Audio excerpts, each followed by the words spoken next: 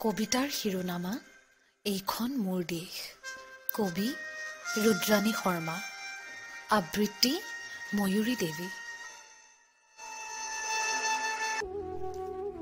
এইখন মোৰ দেশ।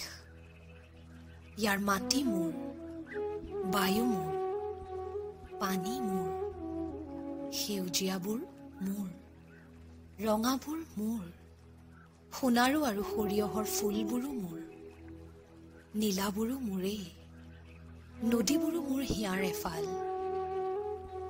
কিন্তু মা বুলি মাতিবলৈ মই নাৰাজ।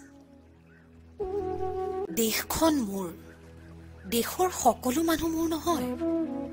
নেতাৰ ভাষণ, বহুৱাৰ সংলাপ, নলা বন্ধ কৰি থোৱা আঁচনিৰ জাবৰবোৰ মোৰ নহয়।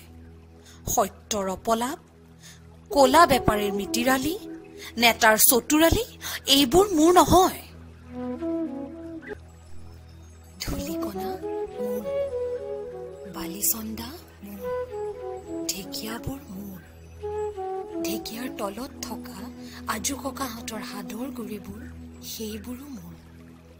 গেদীয় শিলাৰ জীৱাশ্মবোৰ, জীৱাশ্মত থকা সাধুবোৰো মোৰ। চহৰৰ কোলাহল আৰু গাঁৱৰ দুপৰৰ নিজান বাঁহী সকলো মোৰ।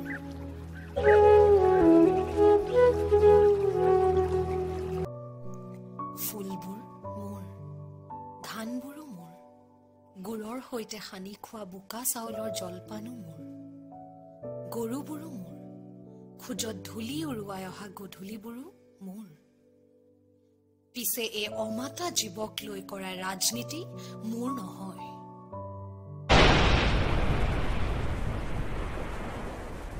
শিশুবোৰ মোৰ, সিহঁতৰ হাঁহিবোৰ মোৰ, কান্দোনবোৰো মোৰ, স্কুললৈ যোৱাবোৰৰ আমনিবোৰ মোৰ, নোযোৱাবোৰৰ চকুপানীও মোৰ। পিছে শুৱে বায়ে ৪-৫টা কাষত লৈ ফুৰা জন্মদাত্ৰীক আসন এৰি দিবলৈ মই নাৰাজ। আপদ আহিলে ঈশ্বৰ, আল্লাহ, গড সকলো মোৰ। বাকী সময়ত তেওঁলোক নিজৰ নিজৰ গৃহত। অসহায় মানুহবোৰ মোৰ, তেওঁলোকৰ যন্ত্ৰণা আৰু দুখবোৰো মোৰ।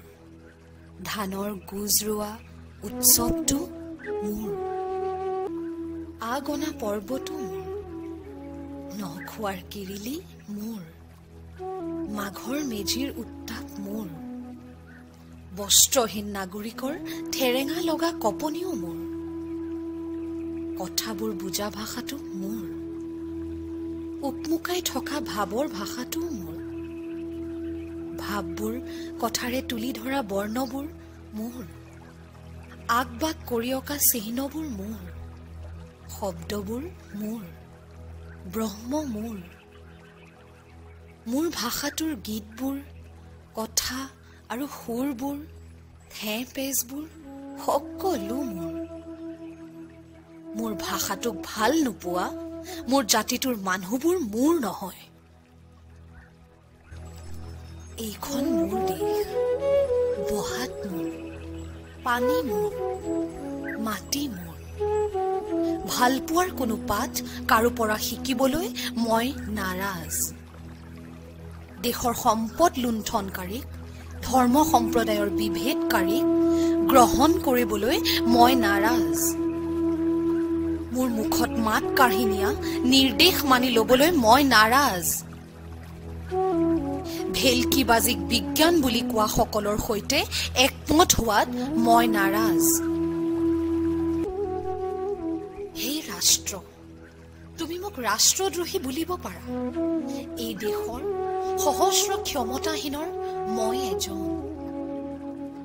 কিন্তু মোৰ ভালপোৱা আৰু ঘৃণা মোৰ একান্ত অধিকাৰ।